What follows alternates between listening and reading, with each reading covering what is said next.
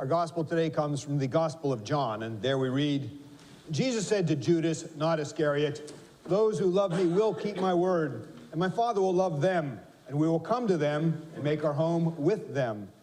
Whoever does not love me does not keep my words, and the word that you hear is not mine, but is from the Father who sent me. I have said these things to you while I am still with you.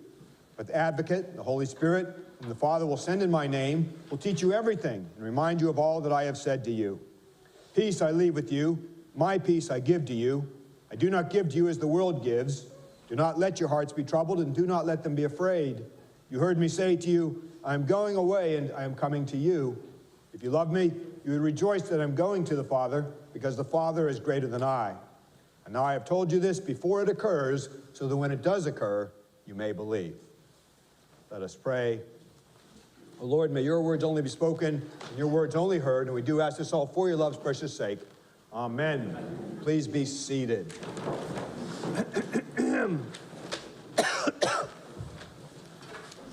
Well, perhaps every time is this way. I don't know how we know this, but it seems to me that we're living in a day and age when a great many people are discouraged.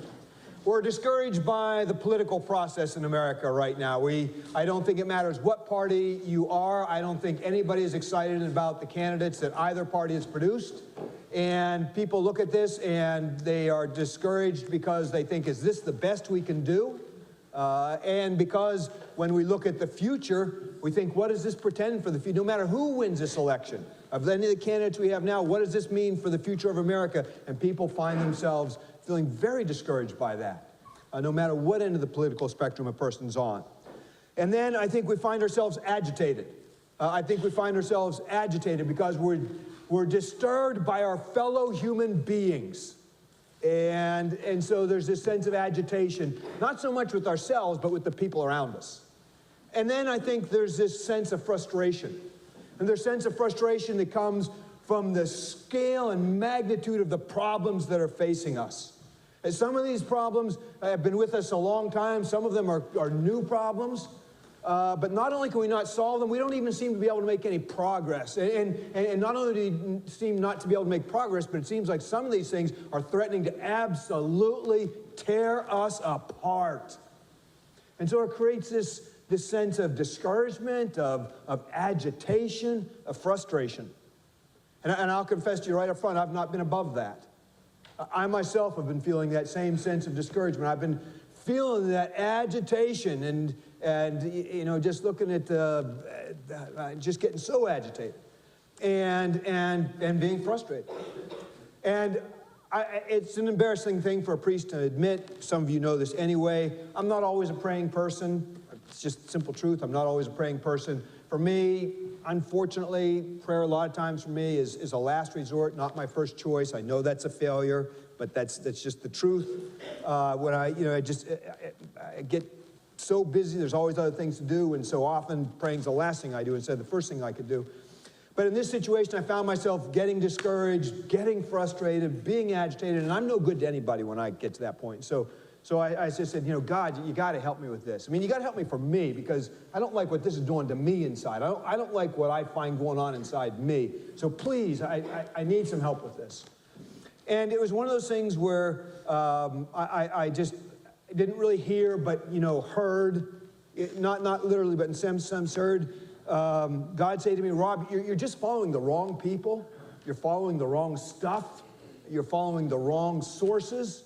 You need to follow somebody who lives from faith, not from fear. You need to follow somebody who promises hope, doesn't incite hatred. You need to follow somebody who promotes love, not animosity. In short, you need to follow somebody who sees the best in other people, particularly people who are different than us, rather than sees the worst, who sees the best in the future rather than fears the worst. And what I heard in my spirit, and again, I don't always hear things like this, but for me in this, I thought, you know, I just need Jesus. Because to me, you know, yes, I believe Jesus is the Son of God, but I also believe Jesus is the best leader our race has ever produced. I believe Jesus is the best person our race has yet produced. And so Jesus is the one who promises us faith instead of fear, hope instead of hatred, love instead of animosity, the promise that things can get better, will get better, that the future is going to be far brighter than the past. And so I just said, instead of all this stuff out here, don't give me Facebook. Give me Jesus. Don't give me a political candidate. Give me Jesus. Don't give me church as usual. Give me Jesus. And that led me to think more about this, and that's led to the current series the sermon series that I've really written to me, but maybe somebody else needs to hear too. So, I've really sort of written this one to me primarily. So I'm really talking to me. If any of the rest of you need to hear that, then I hope that's the case. But if not, just give me some grace because I need to hear this. All right. So, and so the next 4 weeks we're gonna look at Just Give Me Jesus, and the last week is going to be what would Jesus say to America, and I think you might find that one particularly interesting. So I hope you'll plan on being with us for that. Well. This week we're going to look at the Jesus who calls us to faith and not fear. And this is, of course, what Jesus is talking about in today's gospel, when Jesus calls us to have faith in God, to have faith so that we don't need to be afraid. And Jesus calls us to address our troubles, the things that trouble us, and to believe that God can work in those things. And so that in believing that God can work in those things, we can find peace even in the midst of all these troubles. But Jesus also says, and this is important, Jesus says, the peace I give you is different than the peace that the world gives you. Well, what's that mean? What's the peace that the world gives us? How is the peace of Jesus different than that? Well, the peace that the world gives us comes through something that social scientists call numbing. Often comes through something called numbing, N-U-M-B-I-N-G, numbing behaviors. And it's when we look at things that trouble us, we feel anxious, we feel afraid, we feel alarmed, we feel disconnected from other people, we feel lonely, we feel empty, and we engage in these behaviors, we indulge in these comforts to comfort us, to numb the severity of our feelings, to numb the anxiety that these feelings produce. And so people engage in all kinds of behaviors. We drink, we eat, we work too much, we spend too much time on social media in ways that aren't at all helpful. And we do all these things as what's called numbing behaviors. And the colloquial term for this is we do these things to take the edge off. When I feel troubled, when I feel anxious, I need to take the edge off. So I need a glass of wine, I need a margarita from Los Toltecos, take the edge off. I need a piece of chocolate, I need to indulge in this pleasure to take the edge off. I need to take the edge off.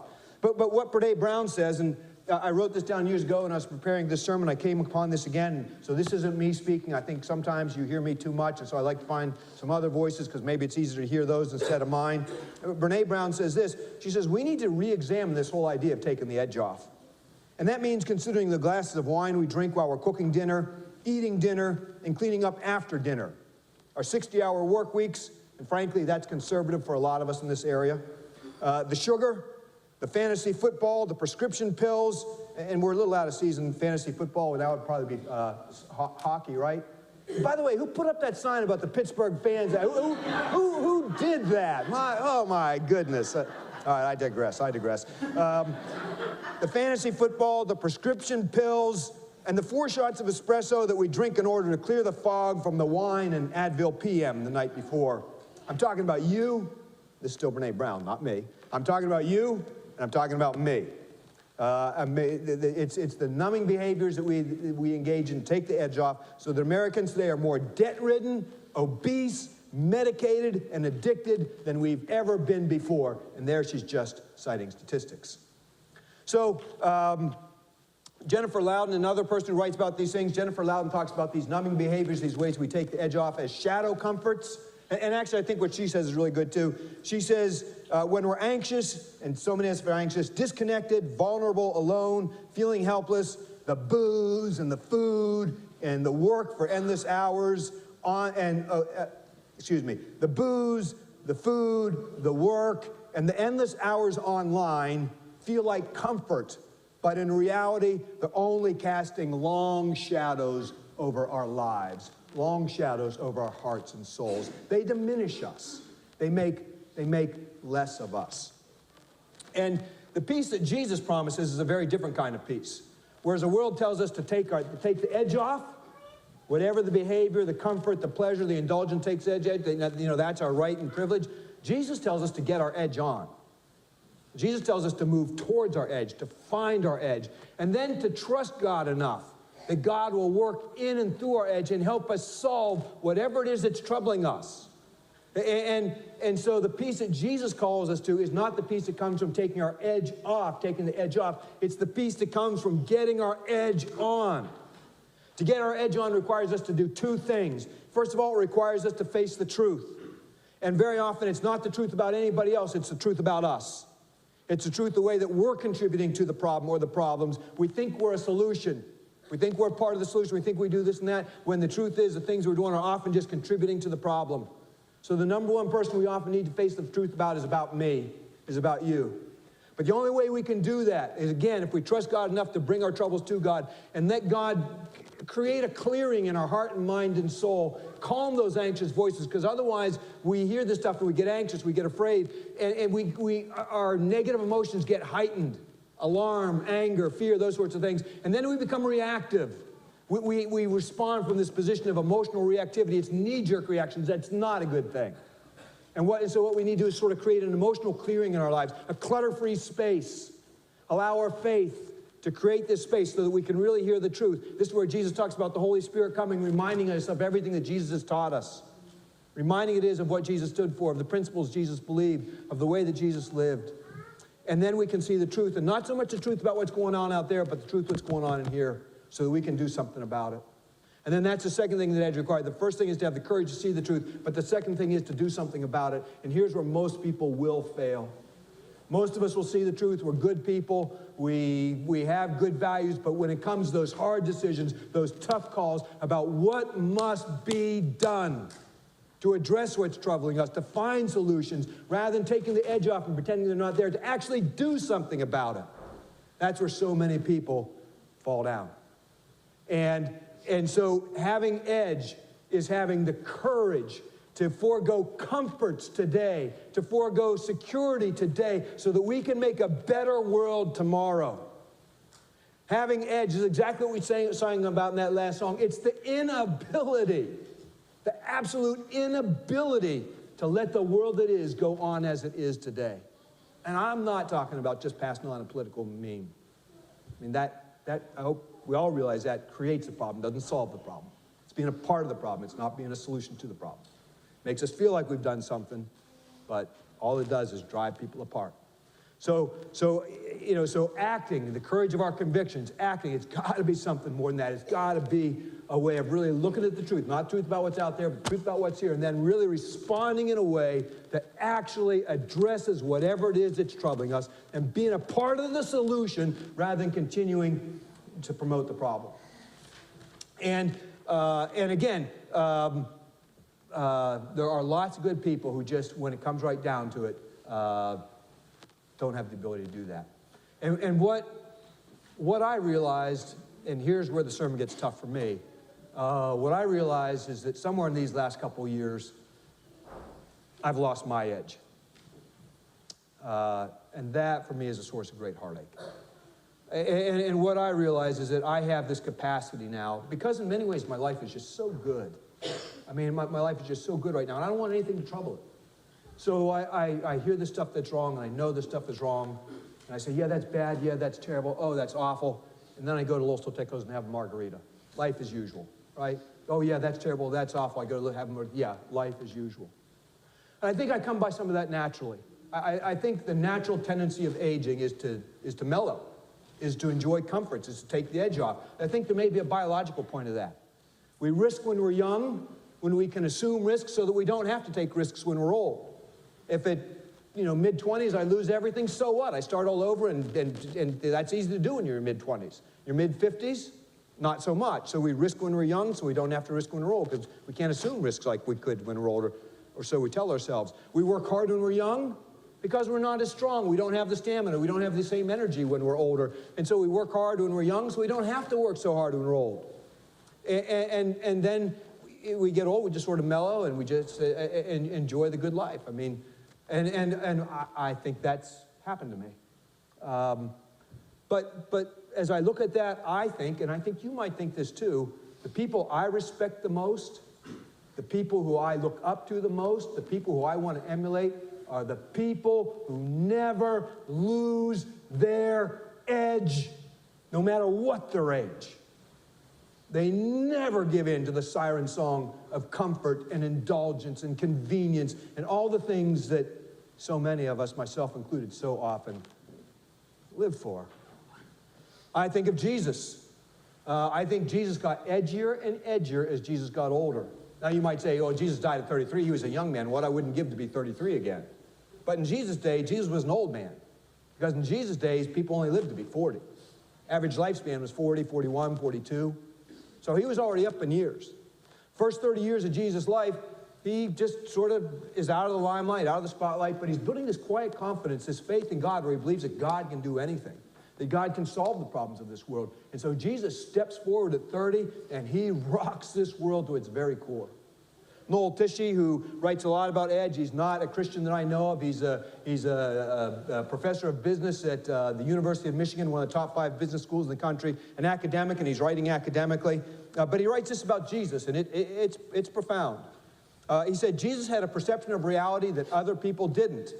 And he tried to show other people why his reality was right and why everybody needed to follow his perception of reality. And he did this at the risk of making people really angry. Jesus was killed by people who didn't like the realities that he saw and what he was trying to do about it. So you talk about edging. Jesus clears that space himself to see reality. Says, you know what? The world's a good and beautiful place full of good things, but there's some things that are tragically broken, and I need to do something about it. And I don't care whether anybody likes it or doesn't like it, but I'm going to step up to the plate and I'm going to do it. And I'm going to ask people to see the reality I see, and I'm going to ask people to do the things that I've done. And when Jesus does that, some people do, and that will change the world. And there's virtually no area of your life that is untouched by Jesus willing to do that. So much of what's positive about our life in the West can be directly traced to this mission and ministry of Jesus. But it comes at a great cost, because Jesus himself, at that time, in that place, most people didn't want to participate in that reality, do the things, and Jesus dies. I think of myself that probably in this day and age, the person I admire most is a pastor by the name of Bill Hybels. And Bill Hybels is a pastor of Willow Creek Community Church in Chicago. Many of us have been there. I have a love-hate with him because he's accomplished so much in his life. He just makes me feel so totally inadequate. But at the same time, I just have the ultimate respect for him. And he's been in the same church for 40 years. He's in his 60s. And he has never been edgier than he is now. And I've often wondered what the difference between Bill Hybels and myself is. And you know what? I think some of it is this, is that I look at what's troubling me and I say, yeah, that's terrible, that's bad. Yes, the world's broken. We should do something about that. And then I go to Los Toltecos and have a margarita. Life as usual. And I think when Bill Hybels looks at something, he says, this is not acceptable. And then he just doesn't rest. He just refuses. He has an absolute inability. And I think sometimes it makes something of a jerk out of him. He has just an absolute inability to let things stand as they are. Some of you who have gone on mission trips, you know how this is. I know how this is. I think part of the problem why I've lost my edge has been too long since I've gone on a mission trip. We go into a third world country, we see this stuff, and we say, holy cow, life as we live it in Northern Virginia is unacceptable. It just, and we say, well, I cannot, I personally, whatever, I cannot go on like I've gone on before. But then we come back, we become part, and pretty soon our life is going on just like it went on before.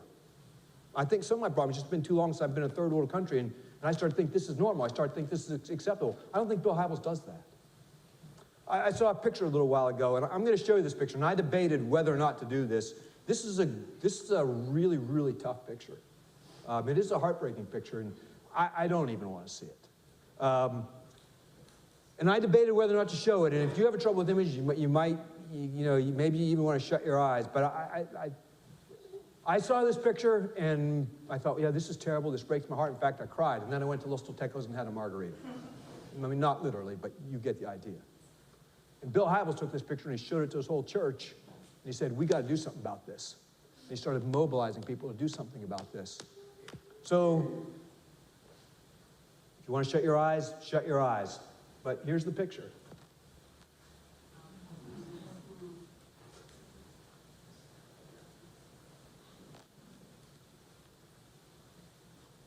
You can take it down.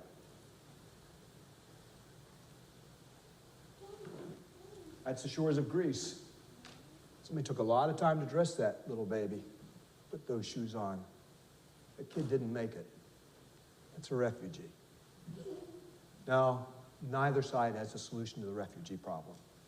It's not that simple. I hope you realize that. We can't just build a wall and say, nobody else can come in here. That's not going to work. But we also can't just open our arms and say, hey, everybody, come on over here. Because that ain't going to work either. It's a complicated problem. It's a trying problem. We need the best people. But the simple truth is, I looked at that picture and I did nothing. I looked at that picture and I just started thinking about other things. I looked at that picture and said, I got a nice little life. I don't want anything to rock my little world. And I went to Los Toltecos and had a margarita. I took the edge off. Now, maybe it's not that. What do we do about that? I don't know, but I'd love it if some people at St. Matthew said, there's got to be something we can do. It's probably not what this side is telling us, it's probably what this side is telling us, but there's got to be something that we can actually do, not just complain about this side or that side, but something we can actually do. I'd love to figure it out, and I'd love for St. Matthew's to do it. But maybe it's not that. Maybe it's more local. Maybe it's something like Backpack Buddies. Now, you hear about Backpack Buddies as a great success. And it is, because we feed 250 kids every day, but I'll tell you, it's never been easy for us. In some senses, we've struggled with it from the start. And so you think of something, you think hungry kids in Loudoun County. And believe it or not, there are hungry kids in Loudoun County. You know this. You know that there are kids that would not eat over the weekend if we didn't provide them food. And yet we say, oh, that's okay, and then we go to Little Toltecos and have a margarita. And so we struggle with leadership for Backpack Buddies. I mean, you would you would think, we'd say, of all the things we could do, the single most important thing we could do, the single thing we'd be most excited about, the thing we'd be most enthusiastic about, the thing we'd be the proudest upon, the thing that we would be the quickest to post on Facebook about, would be but hungry kids are being fed. We wouldn't call it, and yet we have trouble finding people to lead this, and we're struggling with that right now. People who are enthusiastic, who say this is the single, we have trouble finding people who will pack. We pack on Tuesdays. A couple Tuesdays, 2-3 Tuesdays ago, there were no people here, so the staff had to go up there and pack. And frankly, I was tempted to say, don't go up there and pack, because this is a problem we've got to solve. We just can't rescue people, but we had to do something. We had to do something. And we struggle with food every week, because we say, oh yeah, the hungry kids, and then we go to those places and have a margarita, and then we forget to bring in food, or we don't give money, or we don't go shopping, we don't do this and that. And so we're always struggling to have enough to actually put in the backpacks. So, yeah, we do it, but we struggle with it. Yeah, we do it, but it's not, and when was the last time we found some new need? Yeah, we do our second Saturdays. We're going to do it in 2 weeks. That's a great thing we've developed this year. I think that's been a beautiful thing. I'm so proud of that. But we've been doing that for a long time, too. What have we identified recently? Because there's all kinds of needs around us. And what have we, you see, that's edge. And so what I want to say, I'm just close with this, and I'm not saying this so you'll rescue me. When people hear me sometimes say things that I struggle with, they think they need to rescue me. This really isn't, it's not your job, that's my own job. But I've failed you, all right? The last couple years, in losing my edge, in moving towards the comfort, I failed you. I failed me. I've known inside for probably a couple of years that something's not right, and I have not liked myself as much as I've liked myself at other points in life. And even worse than all that, I feel like I failed the community in some ways, And so I confess, and I ask your forgiveness. Not asking you to rescue me. It's okay for people to be uncomfortable. It's okay for people to be in pain. It's okay for people to feel guilty about the right things. It's okay for people to face their edge, because that's what motivates us to do something different. So don't take my edge off. And I'd ask you to face your edge. I'd ask you to have the courage to follow Jesus and the faith in God, that God can actually work, instead of seeing all the problems out there, to look at how we participate in the problems there are and what we can do about those things. And so I'd ask you to face your edge. Don't take your edge off. Get your edge on. Feel that edge. Let it break your heart, and then figure out what the heck you're going to do about it. And my pledge to you is, that's what I'm going to do. For me, it can't just be business as usual. It can't just be going to Los Toltecos and having a margarita. Life is good. Yeah, that'll probably still be a part of it. But that can't be all of it. And so, for me, my commitment to you, I told you I was preaching to me. My commitment to you is I am no longer going to take my edge off. I'm going to get my edge on. And it's not going to be life as usual for me. And I don't believe it's going to be life as usual for us. We're going to find our edge again. And we're going to be the church that is known not for our buildings, not for our preaching, not for this or that, but because we see what's wrong in the world and we have the courage to do something about it. Don't say it too quickly, but amen? Amen.